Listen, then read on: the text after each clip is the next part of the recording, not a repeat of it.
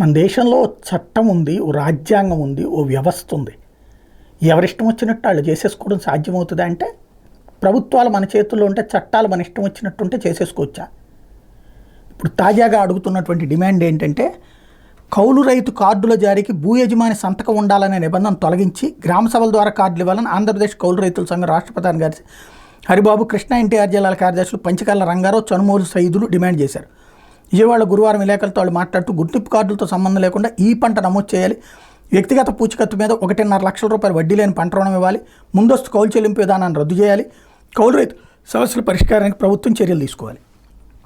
అంటే ఇప్పుడు నేను కౌలుకీయకుండానే నా పేరుతో ఉన్నటువంటి భూమిలో నువ్వు పెట్టేసుకుంటావా? ఎట్లా సాధ్యమవుతుంది అది? నేను సంతకం పెట్టకుండా అట్లా చేస్తే రేపొద్దు నీ పొలమైన అంతే చేస్తారు ఎవరో ఒకళ్ళు. ఇంకొకటి, దాని మీద లోన్ తీసుకునే ఫెసిలిటీ ఇవ్వాలి. గుడ్, ఇస్తే అప్పుడు ఏమవుతుంది? రేపొద్దున కౌలు తీసుకున్నటువంటి వ్యక్తి లోన్ కట్టకపోతే ఎవరు కట్టాలి? అది ఏ భూమి సీజ్ చేస్తారు? ఇది నెంబర్ 2. నెంబర్ 3 వచ్చేటప్పటికి అడ్వాన్స్ కౌలు వద్దు. అది ఆ కౌలు రైతుకి ఆ భూ యజమానికి మధ్యన ఉంటున్నటువంటి అంశం.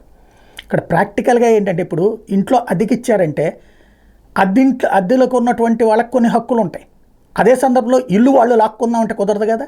ఇక్కడ కౌలుకి ఈ చట్టం ఎందుకు తీసుకొచ్చారు? కౌలు రైతుల చట్టం అన్నటువంటి కాన్సెప్ట్ ఎందుకు ఉంది అంటే, ఆ భూ యజమాని ఆ హక్కుని ఇప్పుడు సేద్యం చేసుకోవడానికి ఇవ్వడం కానీ శాశ్వతంగా కాదు. అసలు గొడవ నడుస్తున్నది ఏంటి? భూ యజమానికి ఈ రైతు భరోసా లాంటి డబ్బులు ఇదివరకు పడే ఏడాదికి 12,500, 13,500 ఇప్పుడు అవి పడట్లేదు. ఇప్పుడు మళ్ళీ వచ్చే ఏడాది నుంచి ఇస్తామంటున్నారు, 20,000 దాకా ఇస్తామన్నారు.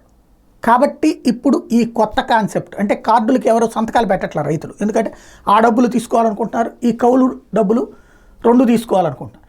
అట్లా కాకుండా చేయాలని వీళ్ళ ఆలోచన. ఇద్దరు ఉద్దేశాలు ఎవరి కోణంలో చూస్తే వాళ్ళది కరెక్టే. కానీ భూమికి సంబంధించినటువంటి హక్కు భూ యజమాని ఇవ్వకుండా ప్రభుత్వాలు ఇచ్చేయడానికి సాధ్యమవుతుందా? ఇది $1 మిలియన్ ప్రశ్న.